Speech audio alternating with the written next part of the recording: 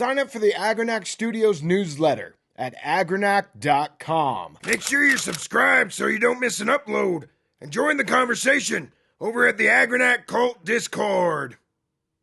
My beautiful daughter got me a wonderful gift for Yule, which we just celebrated a little while ago. As I read through this concise and well thought out version of D&D, I was confronted with what many have been talking about for years, that the red box from 1983 may actually be the best version of D&D ever created, as well as the whole Beck Me line. That is, the basic rules, expert rules, companion rules, master rules, and immortal rules. The basic set has 2 books, some advertising, dice without the contrast in the numbers, no paint that is.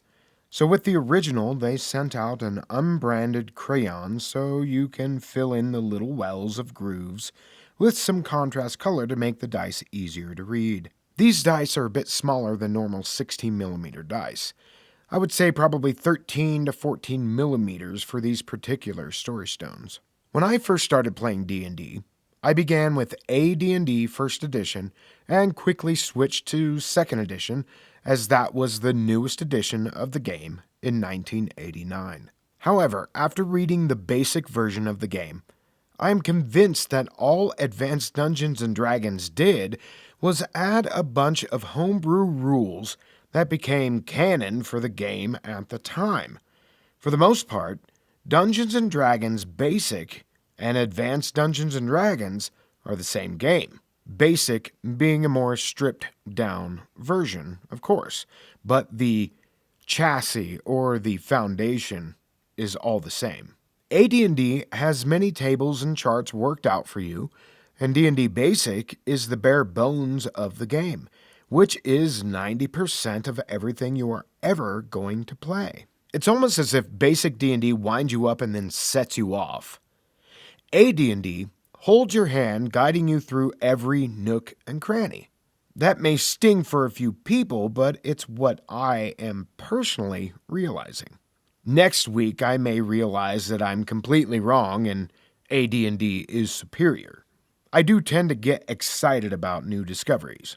Calling one game advanced and the other basic played into the narcissism of that time, where you thought you were getting more from a game titled Advanced as opposed to Basic. For those living in those times, myself included, it was like saying you can play either mature D&D or baby D&D. Depending on your level of need, most would choose what seemed to be the superior game, which would be AD&D. But now that I look at it, D&D Basic was all you would ever need. In fact, here is a recreation of one of my first characters ever, Magellan.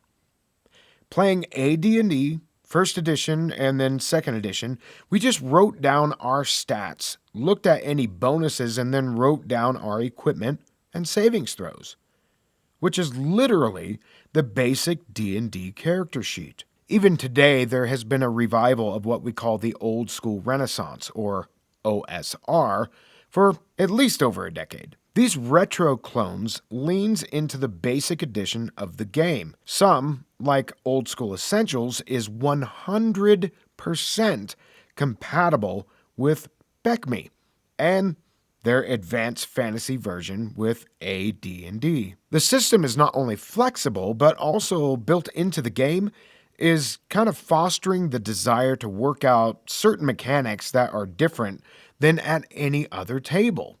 The idea of home brew, which D&D was built on and evolved naturally in that way. Today with 5e and the new 2024 edition of D&D, you have all the rules laid out.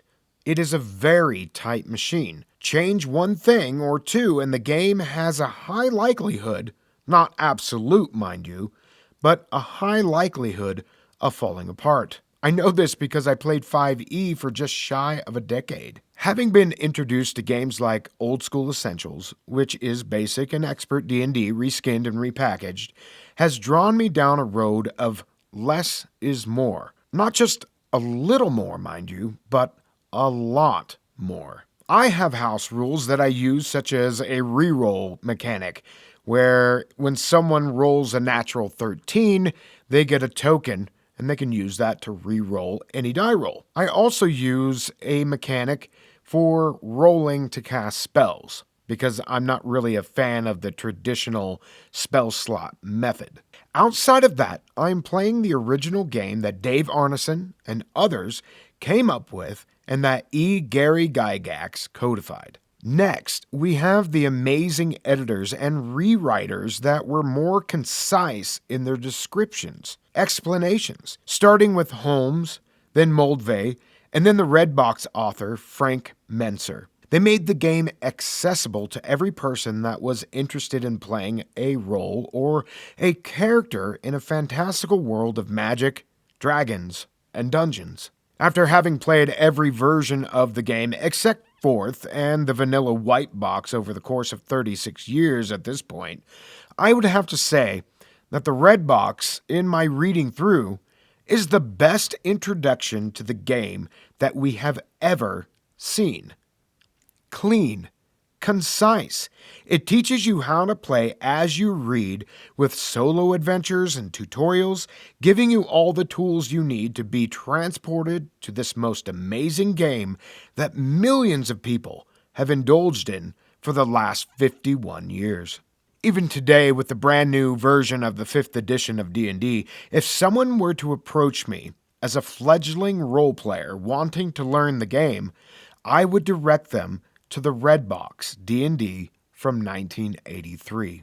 The original vintage physical copy can be a bit expensive, as this one is, but I've put a link down below for you to get your own copy from DriveThruRPG. Purchase it and join millions of others that have indulged in this amazing game and hobby. All right, everyone. Thanks for stopping by Agranak Studios today, and we'll see you on the next one. Later. This video was brought to you by the generous support of our patrons. Consider becoming a patron so you can help us make more content like this. Or get yourself a t-shirt below. Later. Alright, do this and do that and do this and do that. And watch this video.